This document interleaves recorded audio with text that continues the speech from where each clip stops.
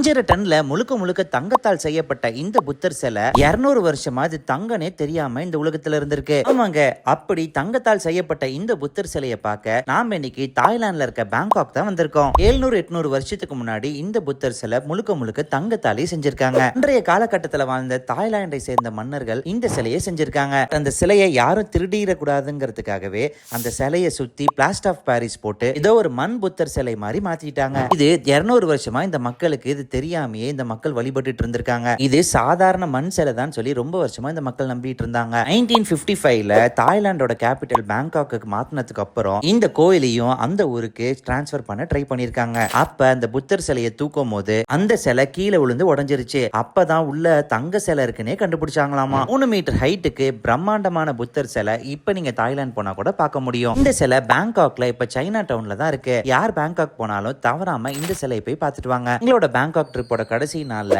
நாங்க இந்த கோயிலும் இதுக்கப்புறம் புத்தர் படுத்திருக்க மாதிரி இன்னொரு புத்தர் சிலை கோயிலுமே போயிருந்தோம். அந்த கோயில்ல பாத்தீங்கன்னா நம்ம ஊர் கோயில்ல யாழி வாயில எப்படி பால் உருட்ட முடியுமோ அதே மாதிரி இங்க இருக்க சிங்க வாயில பால் உருட்டுற மாதிரியே செஞ்சு வச்சிருந்தாங்க. இதெல்லாம் பார்க்கவே ரொம்ப ஆச்சரியமா இருந்துச்சு. எங்களோட தாய்லாந்து ட்ரிப்பை நாங்க கிராண்ட் ராயல் டூர்ஸ் மூலமா தான் புக் பண்ணியிருந்தோம். நீங்களும் புக் பண்ணணும்னு நினைச்சீங்கன்னா உங்களோட கான்டாக்ட் டீடைல்ஸ் கீழே கொடுத்திருக்கேன், கான்டாக்ட் பண்ணிக்கோங்க. மேலும் இந்த மாதிரி டிராவல் அப்டேட்ஸ்க்கு எக்ஸ்ப்ளோர் வேர்ல்டு தமிழ் பேஜை ஃபாலோ பண்ணிக்கோங்க.